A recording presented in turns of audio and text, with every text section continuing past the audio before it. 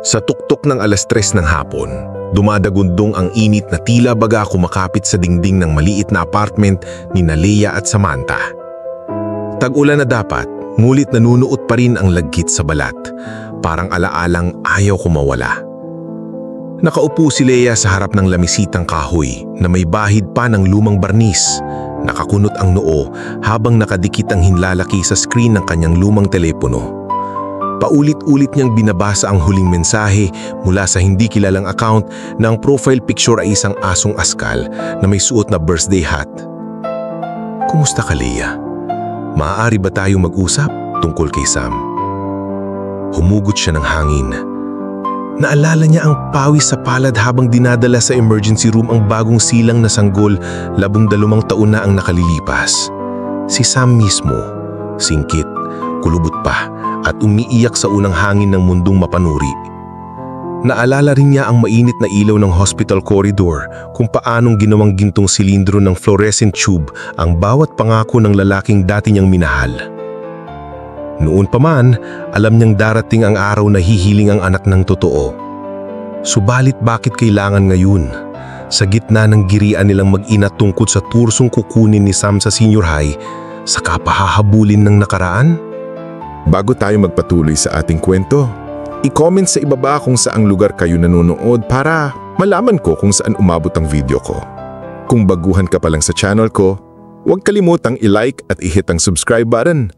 At pindutin ang notification bell para updated ka sa mga episodes ng inspiring stories ko araw-araw. Sige, tuloy na natin ang kwento. Sa kabilang dulo ng silid, nakaharap sa laptop ang binatilyang si Samantha.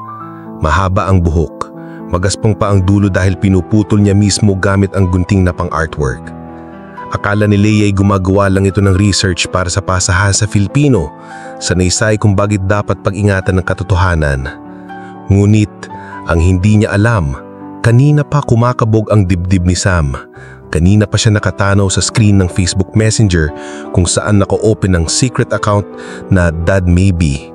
Isang lalaking halos kamukha niya ang nakadisplay sa profile.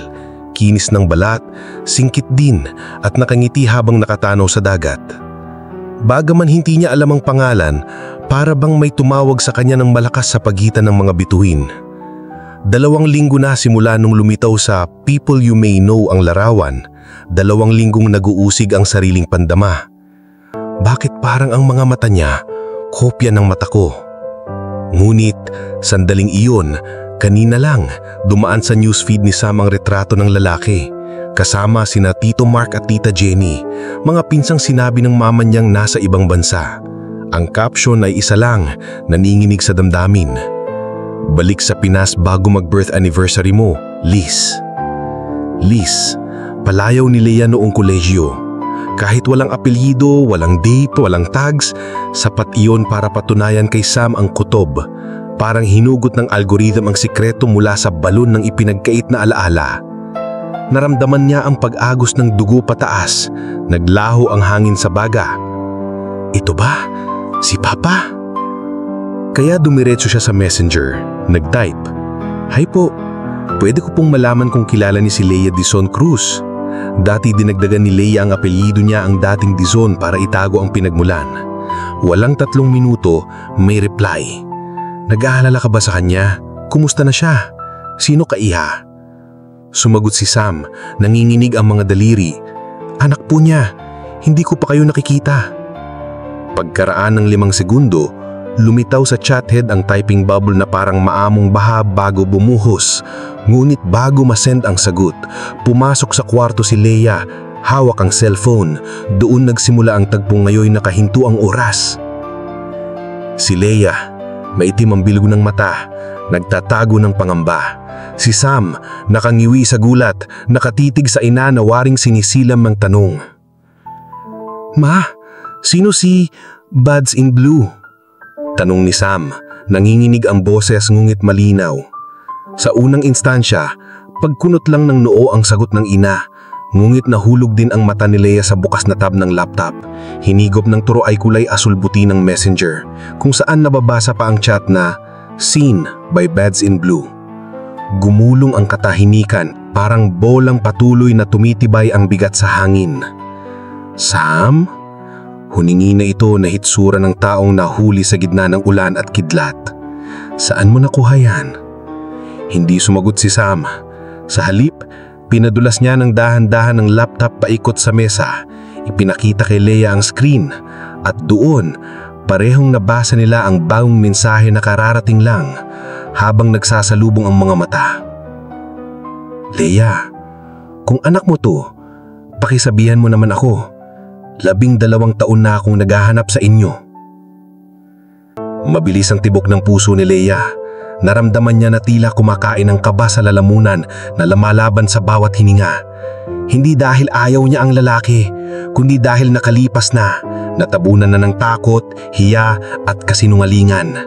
Naalala niya ang huling araw kasama si Miguel, ang lalaking nakilala niya sa Interschool Journalism Seminar kung saan ipinangako nilang magsusulat ng kasaysayan ng magkasama. 2 linggo bago mag-graduation, napag-alaman nilang buntis siya. 2 araw bago niya sabihing, oo, magpakasal tayo. Naaksidente si Miguel sa service bus, halos ikamatay. Kumapit ang trauma sa kanya. Pumunta si Leia sa probinsya, nagpakalayo habang nagpapagaling si Miguel sa ibang bansa, ospital na sinagot ng kumpanya. At nang makabalik ito, inakala niyang nakapag-asawa na ng iba. Kwentong nakuha niya lang sa kaibigan ng kaibigan. Kaya't pinili niya ang manahimik. Magpadala ng isang text, "Mabuhay ka, Miguel. Kalimutan mo na ako." Hindi na niya pinakialaman kung totoo iyon. Mas madali ang umiwas sa pagbabakasakali. Ngayon, naroon sa screen ang lalaking iyon at ang anak niyang noon pa nagtataka kung bakit walang larawan ng ama sa mga family day. Bakit laging simpleng busy abroad ang paliwanag ni Leia. Ikaw ba yung iniwan namin? Dulo ng mensahe sa chat thread, gumuguhit sa pagitan ng 2 babae sa iisang sala. Hindi na napigil ni Sam ang luha. Tumulo iyon. Nangingintab sa pisngi habang binubuka ang labi. "Ma, bakit hindi mo sinabi sa akin kung sino si Papa? Akala ko patay na." Humigpit ang hawak niya sa gilid ng laptop. Parang doon kumakapit ang huling piraso ng sariling pagkatao. Napaatras si Leia. Pumikit siya.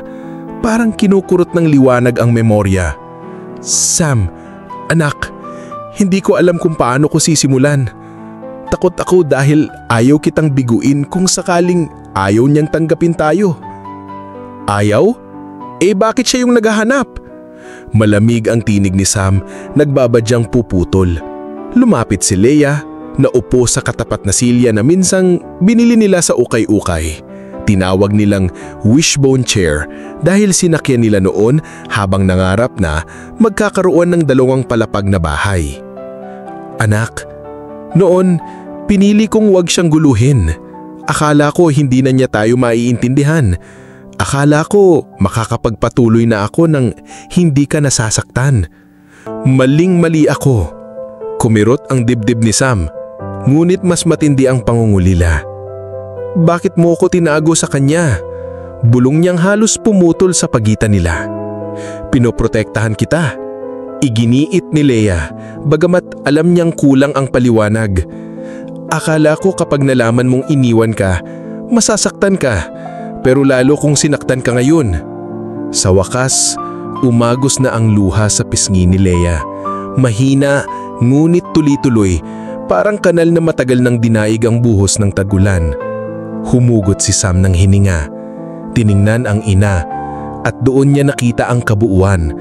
Ang nanay na palaging nagra-rush hour commute para ihatid siya sa eskwelahan, naka-ponytail na may puting hibla na ngayon niya lang napansin. Naaalala niya ang muhon ng bawat sakripisyo.